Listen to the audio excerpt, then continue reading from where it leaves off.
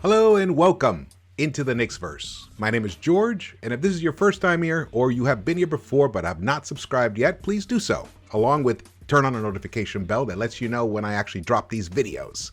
And the thumbs ups, really appreciate those, along with your comments. The comments are actually most important to me personally. I enjoy reading them all. It's awesome for me to hear what you guys are thinking, especially today. Today is the day after the trade deadline, and today, this is officially the recap video for the Golden State Knicks game that happened last night on February 10th. I have a few things to say about it. I have a few things to say about the aftermath of the trade deadline itself, but let's say this. It sure feels good today for the Knicks to have actually pulled off a surprising win in Golden State. The Warriors are an excellent team. They're number 2 in the Western Conference. They didn't have Draymond Green. I mean, he's still out, so when he returns, that team is going to get even more lethal. James Wiseman is also still missing. I really enjoy watching the Golden State Warriors, but I enjoyed watching the Knicks beat them even more. It was actually, it was a fun game to watch. It looked like at any moment that the Warriors were going to turn it on and just, kind of hit one of those lightning 20-0 runs that they're capable of doing. And the Knicks were able to hold them off, keep them at bay. And a big reason why was because of Julius Randle's recent performance. In the past 4 games, actually I would say in the past 5 games, he has really turned it on. He looks like the Julius of last season. We're getting the 2020-21 version of Julius Randle finally.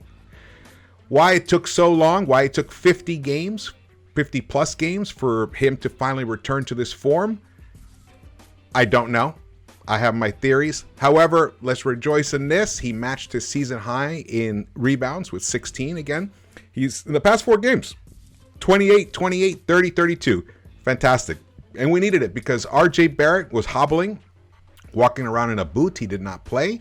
He has a sprained ankle or tweaked ankle. I can't remember the exact medical term, but he's wearing a boot, and he won't be playing tomorrow in the Portland game either.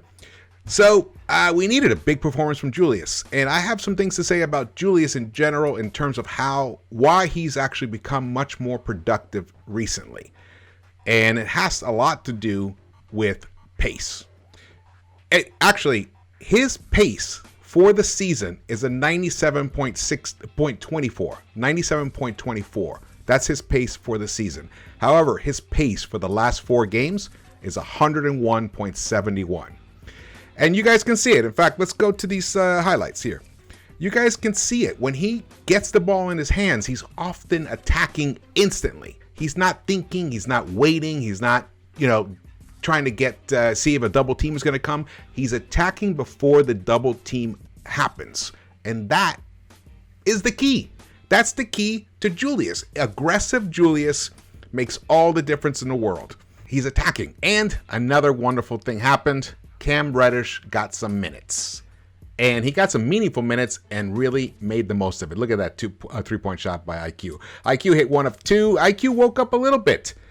He played 16 minutes. He was only gave us 5 points, but I believe he was a plus. He was a +8, 5 points, 2 of 3 from the field.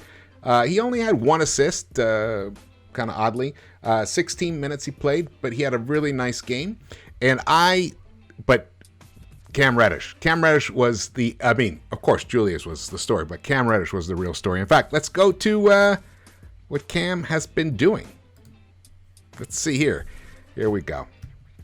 So I tweeted this out last night. Cam Reddish became a Knick tonight, and he did. This is what he did. 19 minutes, 12 points in 19 minutes, 3 assists, and 2 steals. And he's actually really fun to watch play. There's a little bit of things are so effortless for him that I feel like I maybe if he had to struggle a little more, he might actually be a better player. That might sound odd, but what I'm saying is he's so gifted that he'll just do things that kind of work, but he won't push himself beyond. However, this season, it's a different Cam, and we're seeing it. Well, at Atlanta, he had those 2 30-point games to show glimpses of what he's capable of doing. He believes he can be a star. He's beginning to prove it. And I am incredibly happy that we did not trade him. I was so bummed when I woke up yesterday morning and I saw that rumor that I had read about the night before about him possibly getting traded to the Lakers was still alive and kicking. It just put me in a whole funk the whole day. And the Knicks ended up not making any trades at all. They were quiet, which in the end, in some ways, is a positive because they didn't make mistakes. They didn't take on some shitty contracts for some aging vets. They didn't give up, assets to unload contracts. The negative is we still have a logjam in the rotation. And when Derrick Rose is healthy and returns, and same with RJ, it's going to be a battle because of the coach. The coach just won't go to a 12-man rotation like Steve Kerr does. But perhaps, maybe now, I don't know, it's just pure wishful thinking that maybe Thibs will extend his rotation. But I don't know. I'm not going to hold my breath for that. But either way, this was an awesome performance, and I look forward to seeing Cam on the court with RJ. RJ, Cam, and Randle. That would be an interesting trio. I'd like to see what they're actually capable of. And they're going to need minutes, though. It's not going to happen right away. They're going to need time to start understanding what their tendencies are, where to be on the court, where to look for the other guy, when to cut. Those are the things that comes only with reps. And let's hope that Tom Thibodeau provides that for these Knicks. We need it. We want this guy's youth. He's the future. He's on the same timeline as RJ. Julius is a little bit older, but he's similar timeline. This is the stuff for us to look forward to in the post All-Star period. I'm excited to see it, but unfortunately, Tom Thibodeau has not given us any indication that he is going to do that. Well, let's hope something changes. Let's hope something happens. Someone else returned, and his name was Quentin Grimes. He returned as well, and he actually had a nice game. Shot 204. He played 31 minutes, 204 for a 3. He had 3 rebounds, but he had some nice deflections. He played some decent defense. He wasn't, he had to sit out a game, believe for an injury, for a bad knee or something. So he rested the knee. He's still not totally 100%. Either is Mitch Robinson, who did play last night and got he got 11 rebounds. 8 of them were offensive rebounds. Now, he wasn't his normal self. He only completed 3 of 8 of his field goals. And, he's one of the, in fact, I think he is the league leader in field goal percentage, if he could qualify for minutes played. So he wasn't totally himself. He had a bad back. He rested the game before. But, he's just shown tremendous. Look at that play. Look at that. See what I'm saying? And also, the nice thing about that move with Cam, he's not avoiding contact. That was another kind of like a neg on him. He avoids contact. His motor's a little low. He didn't show it last night. He showed a high motor. He showed a willingness to get into the chest of the defender. And he figured out a way to finish. Even when he was being played defensively really, really intensely, he was able to finish. These are and he was able to slip through between defenders. There was one play when he was on the left side by the 3-point line. He got the ball and he curled in. He cut into the paint. I don't think it turned into an actual bucket for him, but the way he was able to get to the hoop was something special, and we need that. We need that type of penetration.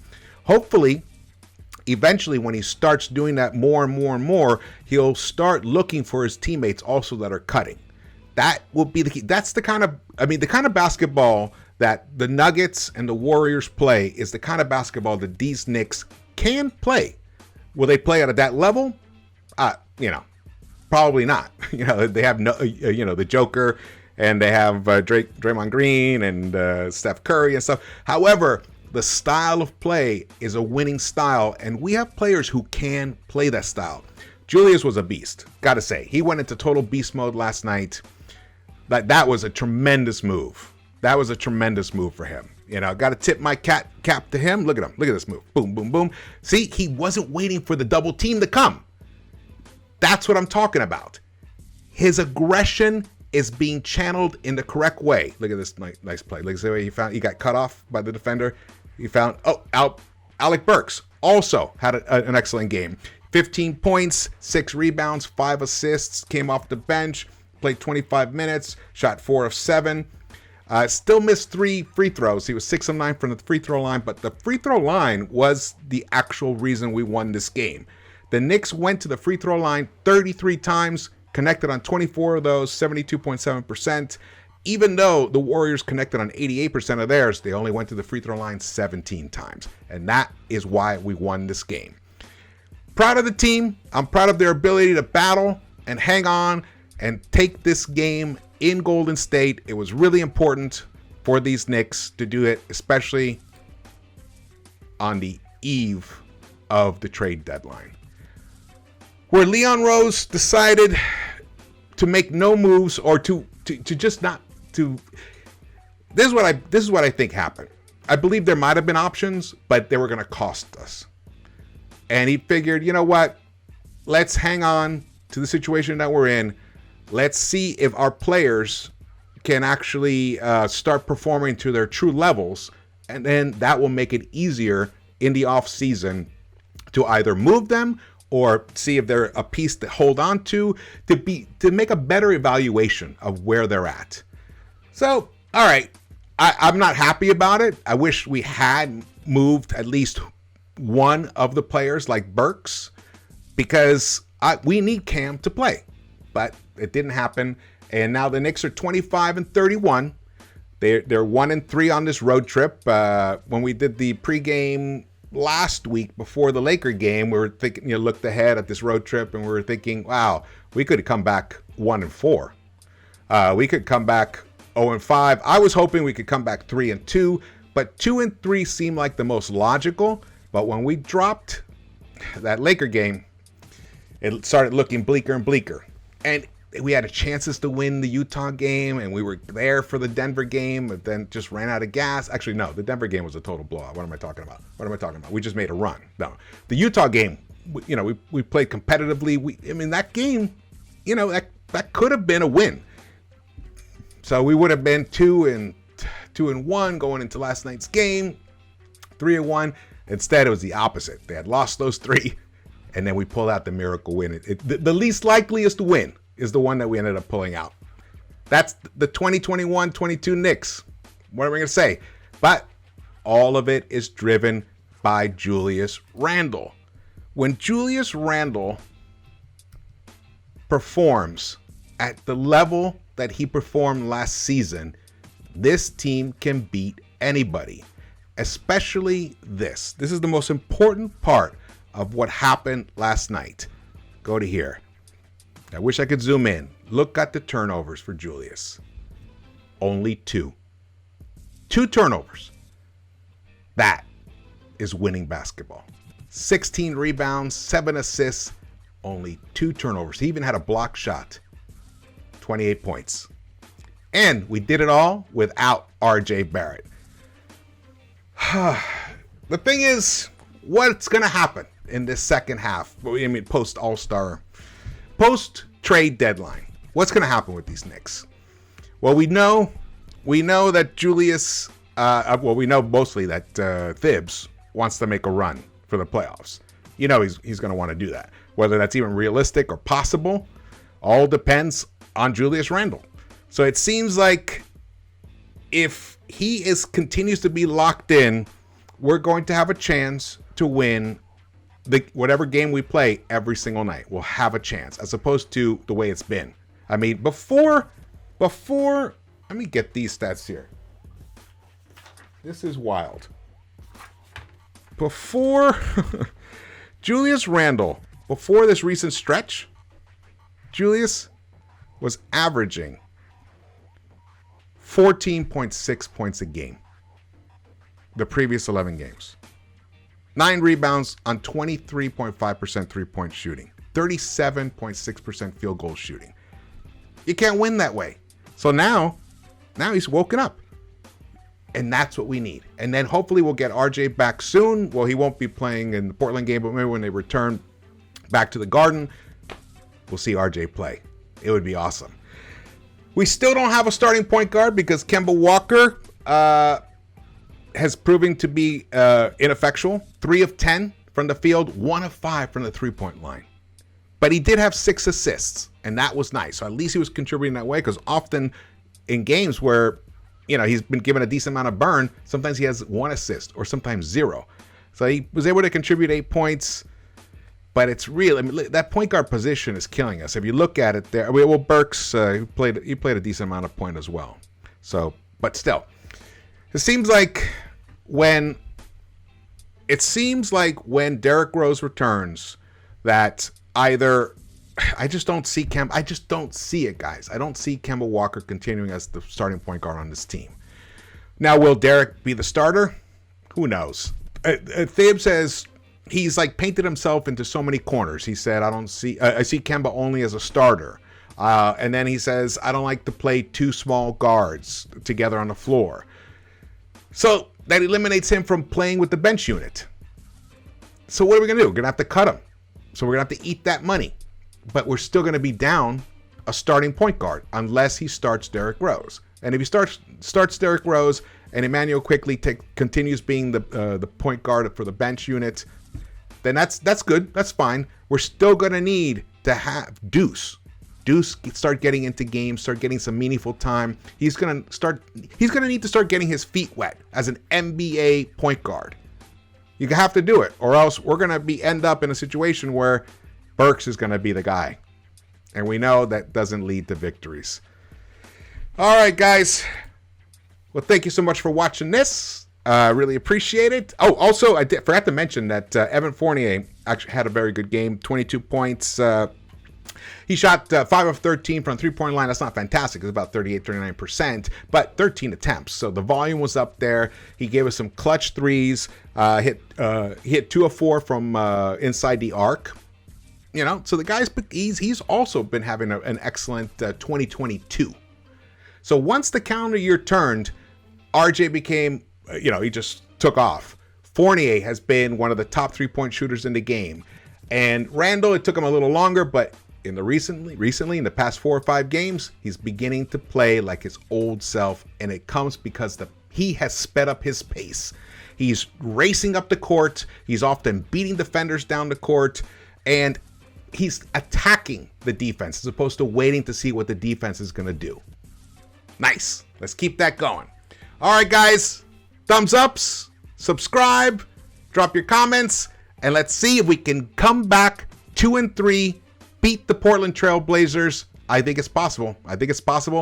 We will be doing a pregame show tomorrow, so stay tuned for that with Keese and Foxy. I don't know if Foxy will join us, but we'll see. Actually, it's a Saturday, so we'll see. But either way, we'll be doing a pregame show, and let's go Knicks. Let's hope that the post-trade deadline Knicks will give us a lot of things to smile about for the rest of the season. All right, guys, and I will see you around the Knicks-Verse.